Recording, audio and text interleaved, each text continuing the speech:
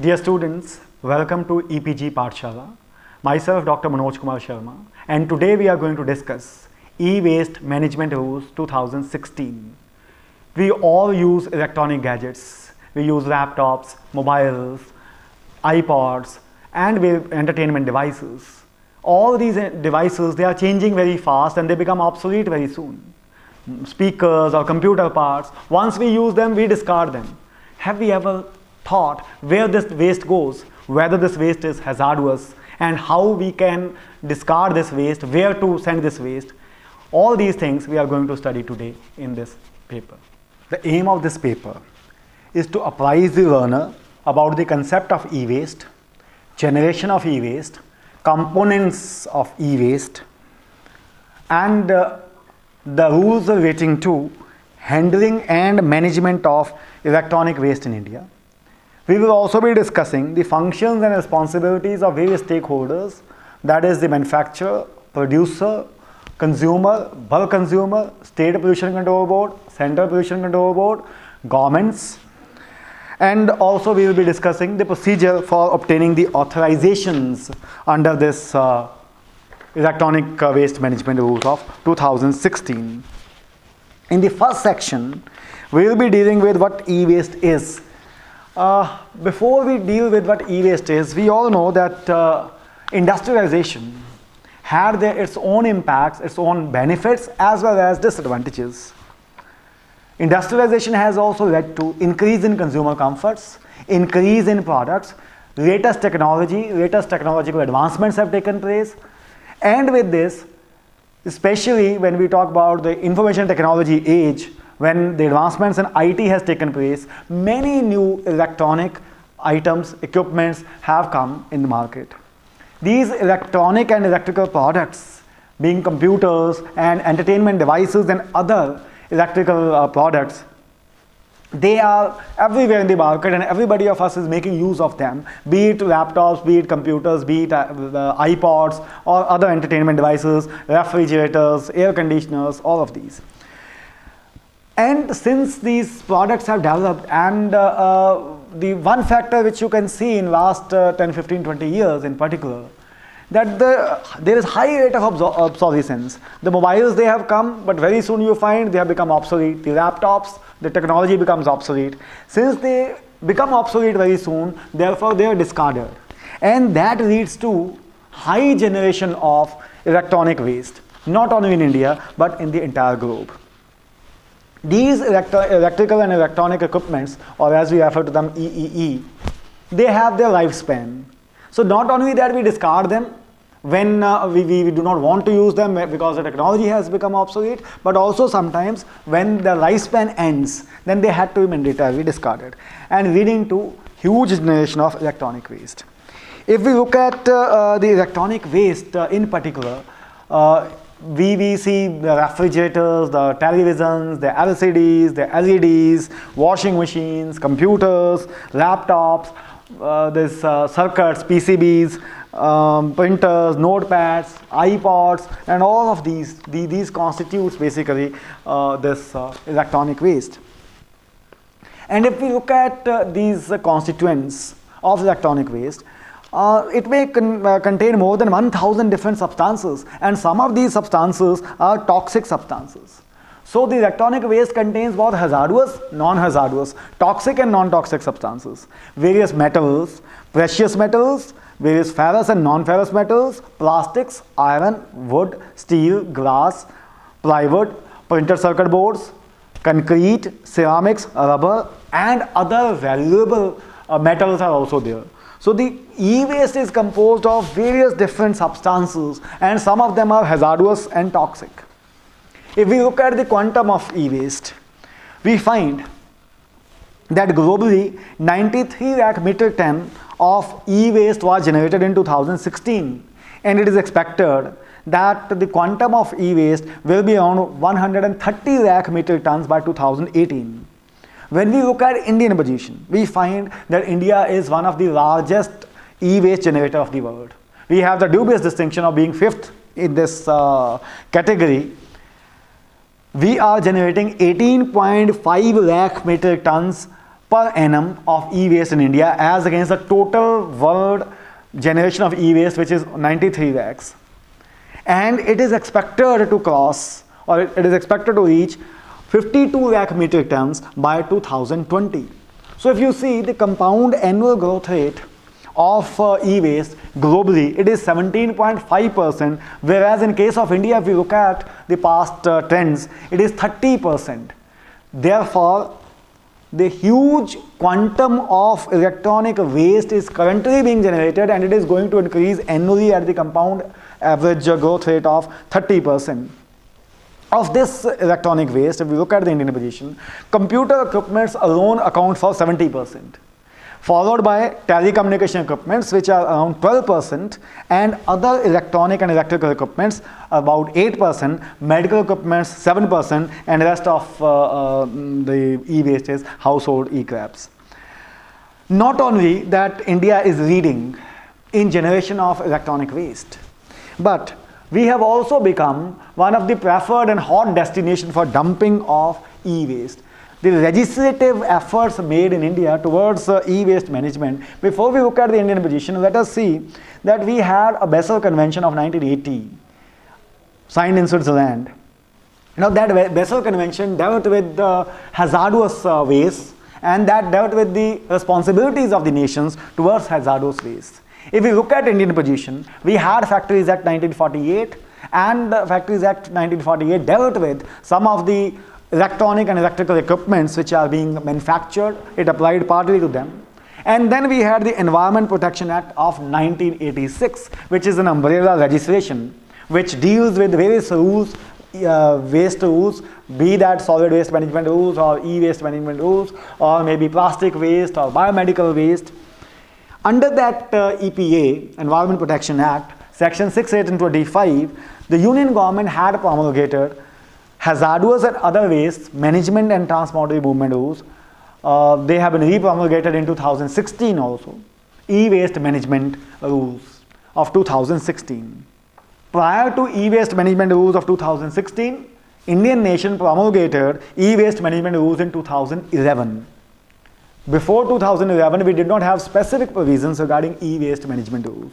In 2016, as part of its drive, as part of its commitments, Indian nation has updated all waste rules. So e-waste management rules of 2016 have repealed e-waste management and handling rules of 2011. These rules apply to every manufacturer, producer, consumer. It is applicable to consumer, every consumer of electrical and electronic equipments. Bulk consumers, it is applicable to bulk consumers. If we see bulk consumers, these are government departments, state government department, union government department, educational institutions, the healthcare facilities, whose turnover is more than 1 crore per annum, or who are employing 20 or more employees. So this e-waste management rules have been made applicable to these bulk consumers also.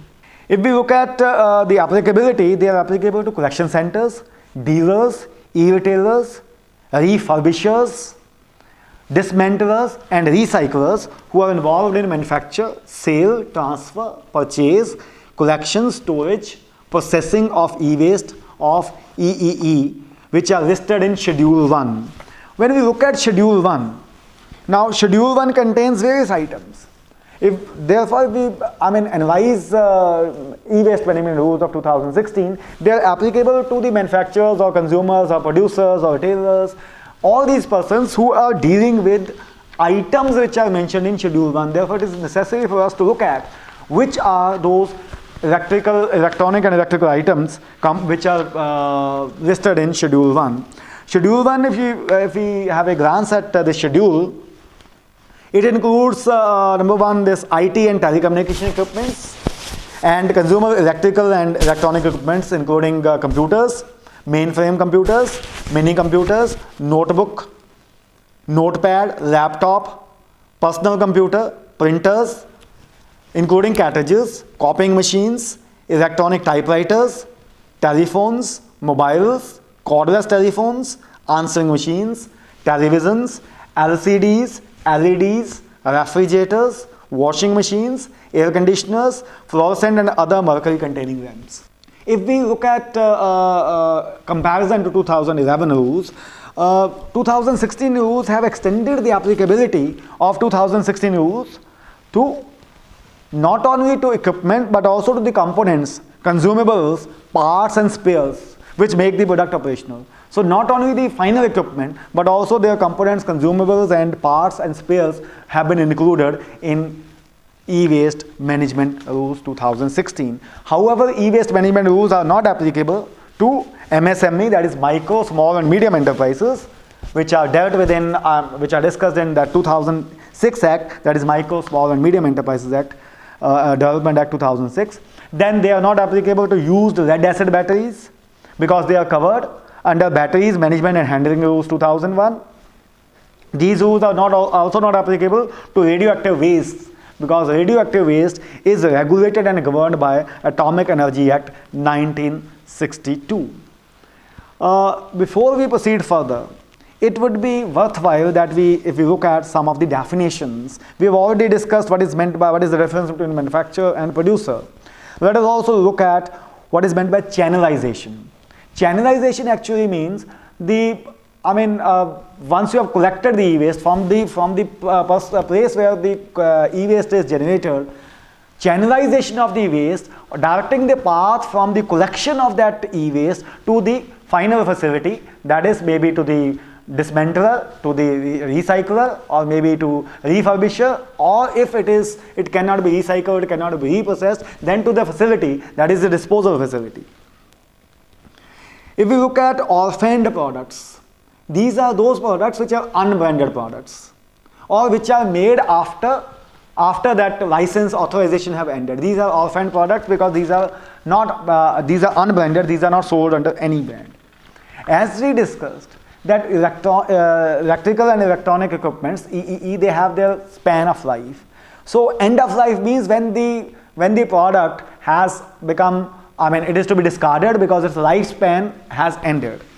If we look at e-waste, the definition of e-waste, that is very important.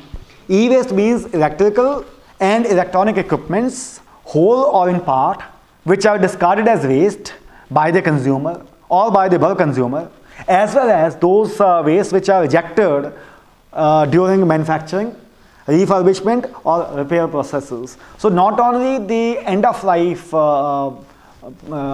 EEE, but also those which are discarded, and then those which are rejected during manufacturing, refurbishment or repair processes, they constitute e-waste, or as we say, electronic waste. This entire rules of 2016, that is e-waste management rules, the main thrust, or they are based primarily on EPR, that is extended producer responsibility. Now this extended producer responsibility means that we have cast an additional responsibility on the producer who has sold his products, manufactured and sold his products, or assembled the products and sold them under his own brand through retailers, through dealers or through e-retailers. The responsibility is cast upon him for channelization of e-waste to ensure that the management of e-waste is done in a way which is environmentally sound. So it may, his responsibility, he may discharge his responsibility by implementing take-back system, exchange system, setting up of collection centers, or he may do both, or he may also introduce this deposit refund. That means once you deposit your product at the end of life or when you are going to discard, he may give some refunds to the customer, so that the customers are encouraged, consumers or bulk consumers, they are encouraged to give back the e-waste so that it can be environmentally, it can be managed in an environmentally sound manner. If we look at the Act, the main contribution of the Act is that it has cast responsibilities on all the stakeholders. If we look at the rules, manufacturer, producer, collection center, dealer, refurbisher, dismantler, recycler, consumer, bulk consumer, state government, Central Pollution Control Board, State Pollution Control Board, port authorities, urban local bodies, all of them have been given responsibilities under the 2016 rules. Starting with the responsibilities of manufacturers, Rule 4 is dealing with the responsibilities of manufacturers. One of the main responsibility of this manufacturer is, before we deal with the manufacturers, let us again see that manufacturer has not offered it for sale to the consumer or to the bulk consumer. It is the producer who has offered it for sale. So e-waste will be generated for the manufacturer during the manufacturing process. So therefore his responsibility is to collect e-waste which is generated during the manufacturing of EEE and channelize it for recycling, and if it cannot be recycled, for disposal. And in this regard, he has to apply for authorization to the concerned pollution control board, state pollution control board. He has to ensure that no damage is caused to the environment while he is storing this e-waste, and also during the transportation of e-waste, whether for recycling or for disposal. Whatever e-waste is generated and handled by him and disposed of by him, he is to maintain records in the manner which is prescribed by the Act, by the rules and by the Pollution Control Board, and then he is to make this record available for inspection whenever demanded by the concerned Pollution Control Board.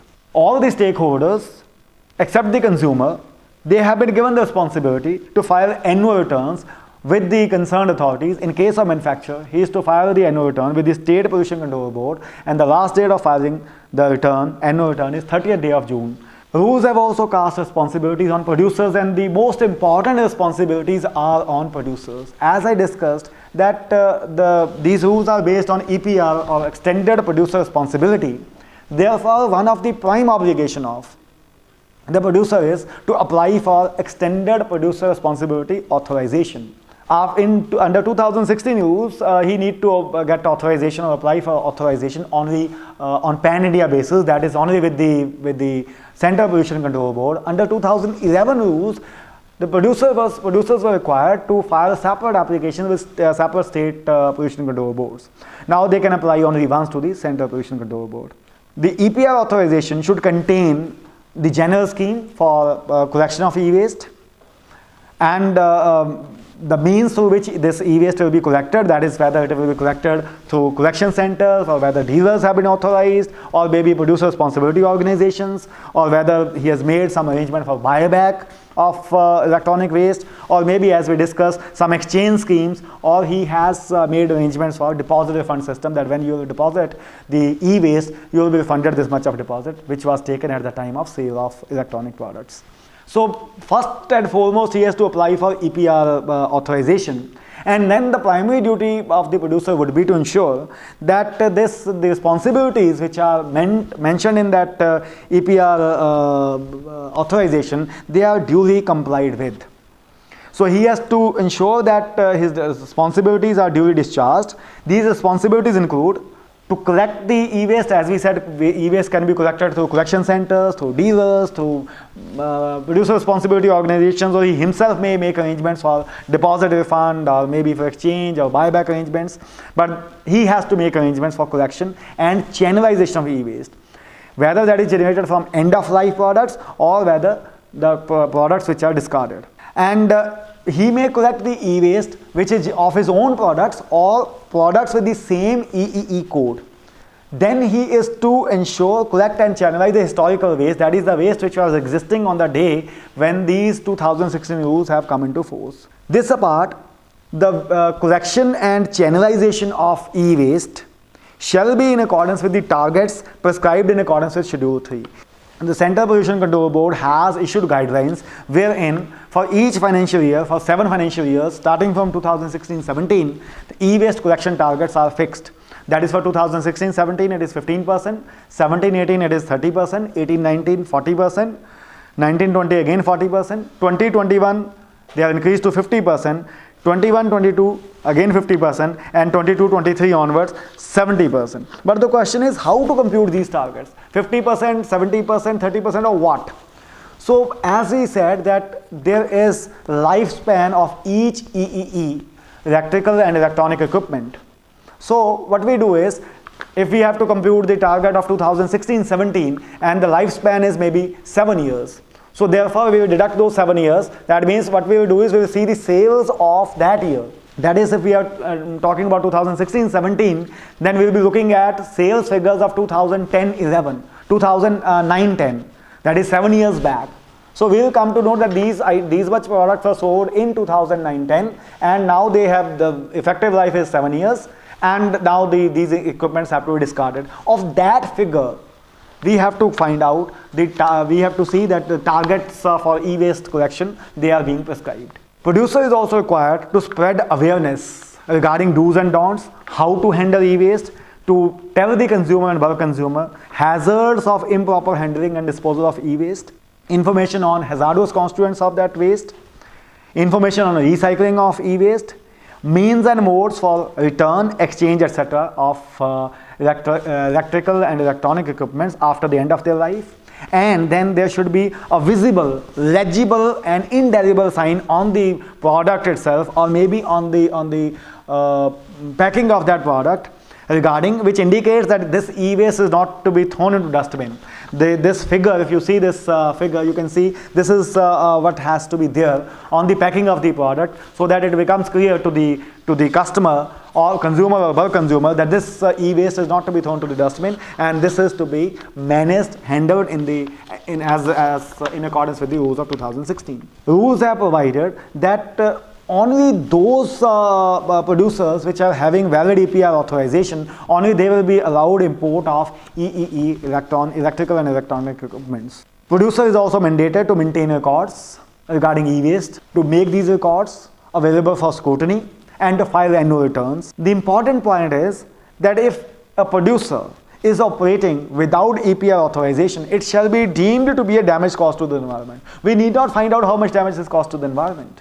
Responsibilities of collection centers are detailed in Rule 6 of E-Waste Management and Handling Rules. These rules provide that collection centers which are established by the producer or by producer responsibility organization, or on behalf of producer, on behalf of dismantler or recycler or refurbisher, they have to collect e-waste on behalf of these persons, that is the dismantler, recycler, refurbisher or producer, including e-waste generated from orphaned products. They have to ensure compliance with CPCB guidelines, that is Central Pollution Control Guidelines, as to the facilities, whether they have the facilities in accordance with the guidelines for storage, collection and transportation of e-waste, to ensure that storage of e-waste is done safely and that no damage is caused to the environment during the storage as well as transportation of e-waste.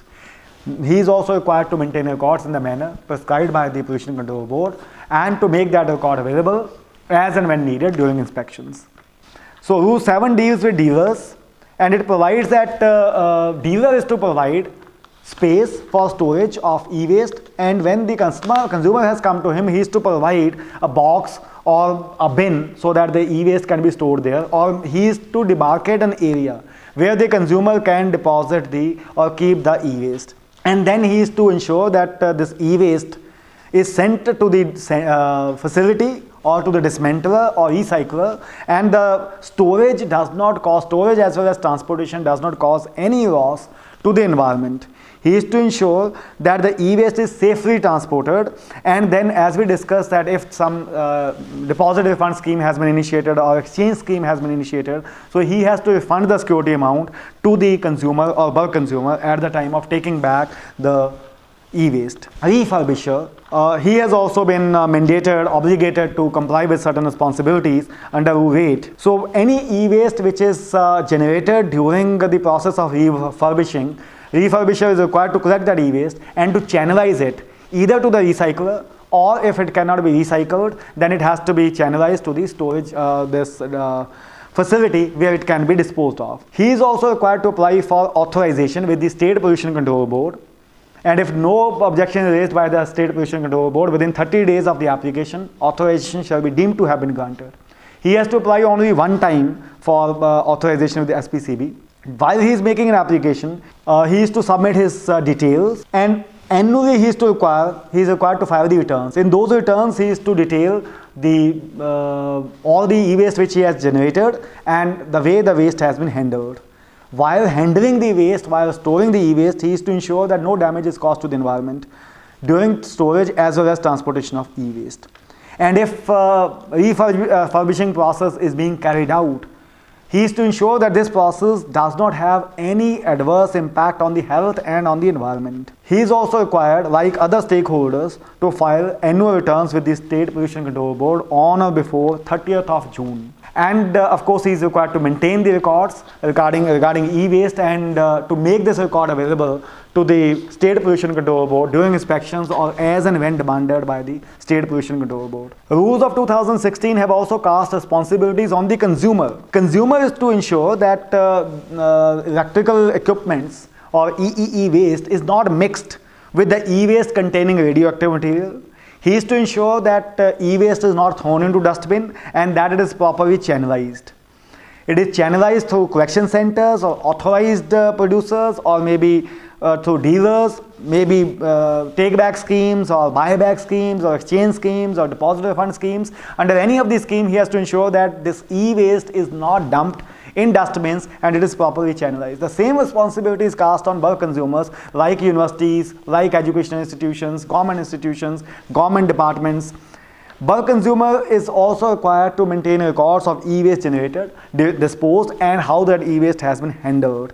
And bulk consumer is required to file his returns on or before 30th of June of the next year. Dismantler, who is responsible for dismantling the product so that the material recovery can be done, he is also required to apply for authorization with State Pollution Control Board.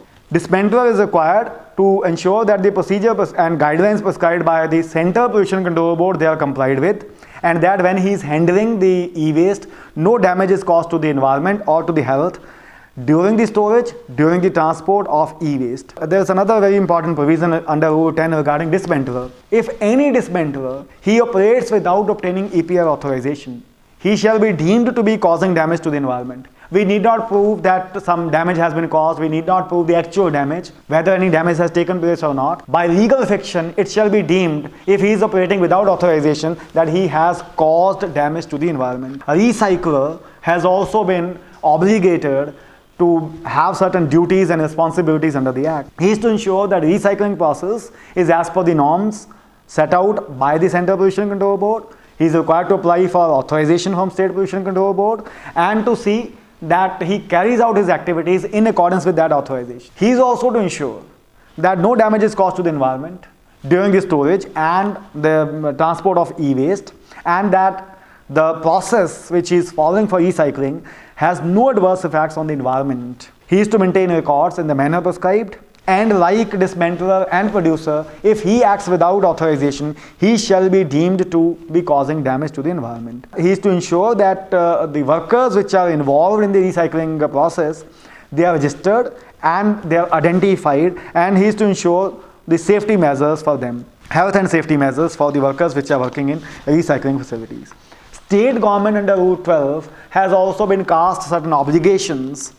The Department of Industries of a state or other authorized agencies of the state, they have to ensure that in new industrial townships or in industrial parks or estates, spaces are earmarked for dismantling and recycling of e-waste. Department of Labor is also required to ensure certain functions in the Act. They have to ensure that the agencies which are carrying on dismantling and recycling work, they have taken the following conditions. That is, they have to ensure the security and registration and recognition of the workers which are working in those facilities. They have to maintain proper records. They have to undertake proper maintenance of the health and safety of the workers. They have to undertake skill development activities, and of course they have to assist in the formation of labor groups of such workers who are working in or who are setting up such dismantling or recycling. The state government has also a very important duty regarding preparation of an integrated implementation plan for the effective implementation of e-waste management rules 2016 and report it to the Ministry of Environment, Forest and Climate Change. Schedule 4 talks about the responsibilities of Central Pollution Control Board, State Pollution Control Board, port authorities and urban local bodies. Central Pollution Control Board, as we discussed, that a producer is required to apply for authorization. So whenever EPR authorization application is received by the Central Pollution Control Board, CPCB is to evaluate those applications, scrutinize those applications, whether they are for grant or for renewal of EPR authorization, and grant or refuse those EPR authorizations. Not only that it is required to grant APR authorizations, but also it is required to monitor that the conditions and the plans which are stipulated in that APR authorization, they are complied with. And whatever APR authorizations have been given, the information regarding that is to be provided on website, and it is to be updated regularly. If we see till date, the CPCB has been issuing notices to the producers to apply for extended producer responsibility authorization. As we all know that these rules became effective only in October 2016. So therefore the efforts have been made by the CPCB time and again to issue notices, and if we see, not more than 140 producers have registered till date, and CPCB have issued notices to more than 150 persons, around 150 persons, to get themselves registered. Again, second notice has been issued to ensure compliance, but the implementation by the producers is little tardy. The CPCB is required to set and revise targets for collection of e-waste from time to time. As we have discussed under Schedule 7, Schedule 3, the CPCB has to keep those figures in mind and set e-waste collection targets while granting EPR authorization. It is to coordinate with the state pollution control boards and to prepare guidelines, as we have just discussed that CPCB has issued guidelines in 2016 itself. CPCB is also required to conduct random checks of importers, producers, dismantlers, refurbishers to ensure that e-waste management rules are complied with. And then it is on the basis of the reports of the states and state pollution control boards and other data, it is to compile the data on e-waste and upload the same on its website. It is to conduct training programs for skill development, and it is to take action against those persons who are violating this e-waste management rules 2016. CPCB is also required to submit annual report, and so that the integrated report policy can be prepared by Ministry of Environment, Forest and Climate Change. And therefore, CPCB is required to ensure compliance with the rules concerning reduction in the use of hazardous substances in the manufacture of EEE and setting standards for such substances. State pollution control boards' responsibilities have also been detailed in Schedule 4. This includes the most important responsibility to prepare stock of or inventory of e-waste generated in the country. Because on the basis of this only, the Central Pollution Control Board will prepare a combined report for the country. SPCB is also required to grant authorizations, as we discussed: manufacturer, dismantler, recycler, refurbisher. All of them are required to apply for authorizations, and these applications are to be entertained, evaluated by the State Pollution Control Board, and they are either to grant or to refuse depending upon the compliance or non-compliance with the e-waste management rules, those applications. And of course, they are to entertain and scrutinize renewal applications as well. They are also to ensure that EPR authorizations granted by CPCB, they are complied with, and therefore they are to monitor the compliance of these EPR authorizations. They are to conduct a random inspection of dismantlers or recyclers or refurbishers and maintain online information regarding authorizations granted to various stakeholders. They are to initiate action against violators for the violation of EWM rules of 2016. Port authorities have also an important role to play. While the products, that is electrical and electronic products, are imported, they have to verify that these are imported by those producers who have obtained EPR authorization, and in case of any illegal trafficking, they have to inform the Central Pollution Control Board so that the necessary action can be taken against that producer. Of course, they are themselves required to initiate action against those importers who are violating Indian Ports Act or Customs Act of 1962. Now, the most important part, as we discussed, is that the entire act basically concentrates on the responsibilities of various stakeholders and the extended producer responsibility. And as we discussed, producers are required to apply for EPR authorization. Similarly, manufacturer, dismantler, a recycler, a refurbisher, they are also required to apply for authorizations. Rule 13 and 14 deal with this process. Rule 13 provides that producer is to apply for EPR authorization to Central Pollution Control Board.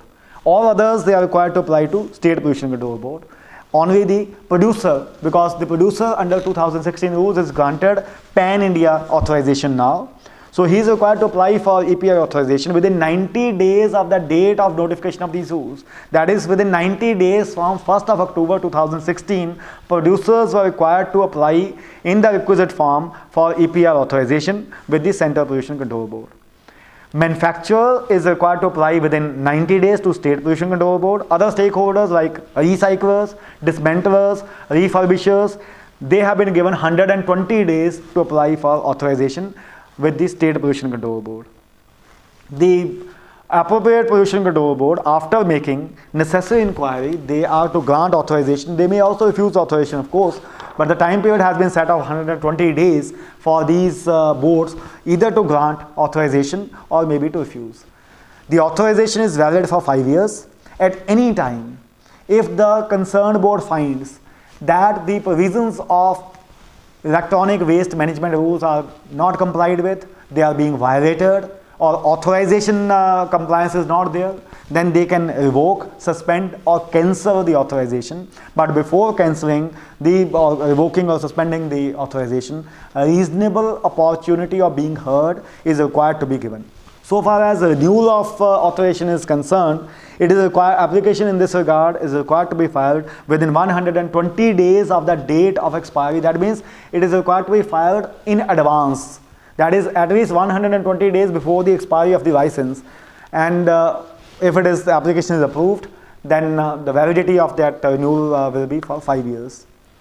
Rule 15 talks about the storage of e-waste. So this e-waste can be stored only up to 180 days. That means it can be stored by manufacturer or by the producer, dismantler, refurbisher or maybe collection center, but only up to 180 days. If reasonable cause is being shown, then the Central Pollution Control Board can, after recording the reasons, extend this period up to 365 days. But in any case, all those who are storing the electronic waste, they are required to maintain the records and to make those records available to the concerned boards at the time of inspections or surveys. As we discussed, one of the important contribution of this waste management rules or electronic waste management rules are in Rule 16. Not only that the rules provide that electronic waste is to be collected and transported in an environmentally sound manner, but also they take measures for reduction in the use of hazardous substances while manufacturing electronic and electrical equipments. In particular, lead, mercury, cadmium and other things which are mentioned in Rule 16. While using these substances in manufacture of electrical and electronic equipments, their maximum concentration is of the value of 0.1% is what they can use in IT and telecommunication equipments. That means the important part which these rules play is containing the use of hazardous substances to a maximum concentration value of 0.1% while manufacturing these equipments which are listed in Schedule 1. And also, there is a prohibition on import of those equipments where these hazardous substances these equipments contain hazardous substances beyond value of 0.1%. However, those products which were already in market before 1st of May 2014, they have been granted exemption from this application of this rule. Rule 19 talks about the transportation of e-waste. Before transporting the e-waste, the first responsibility is that e-waste is transported in a manner which is environmentally sound. But before sending the waste for transportation, manifest document is required to be prepared in 3 copies. It should contain the details regarding the sender's name, his address, his document number, authorization number, transporter's name, transporter's address, phone number, receiver's name, his address, description of e-waste, vehicle number, vehicle type, vehicle registration number. All these things are required to be there. And if the waste contains hazardous and toxic substances, then of course hazardous waste management handling and transboundary management rules 2016 are required to be complied with. Every manufacturer, producer, importer, transporter, refurbisher, dismantler or recycler, they have been mandated, they have been made duty bound to ensure that no loss is caused to the environment while transporting, while storing, while recycling, while refurbishing these equipments. And if any loss is caused to the environment or any loss is caused to the third party, these persons shall be liable to compensate. And if they violate the provisions of electronic waste management rules, State Pollution Control Board can impose penalties on any of them. A duty has been cast upon everybody, that means the producers, the refurbishers, the transporters, the dismantlers or recyclers, to inform the Pollution Control Board as soon as any accident takes place at the facility or during transportation of e-waste, so that the Pollution Control Board can take immediate measures to evaluate the loss cost and also to take other necessary measures. So this information can be sent by telephone, this can be sent by email also. Rule 22 talks about appeals. Any person is aggrieved by the orders of the Pollution Control Boards regarding imposition of fines or any other order, they can file an appeal within 30 days of the date of communication of the order. However, if there is a sufficient cause, this period of 30 days can be extended by another period for ensuring that no ingenuine cases are rejected. So students, we have discussed Electronic Waste Management Rules 2016. As we have discussed, India is one of the largest generators of electronic waste. These gadgets, the computers, the laptops and other equipments which we are discarding. So we are one of the 5th largest in the world in the generation of electronic waste. That is why to contribute towards sustainable development and to prevent damage to the ecology, to the environment, India has enacted Electronic Waste Management Rules of 2016, wherein the responsibilities of the manufacturer, producer, recycler, government, pollution control board, center and states have been discussed. So we have also discussed what measures have been adopted under the Electronic Waste Management Rules and what we need to contribute as consumers. Thank you.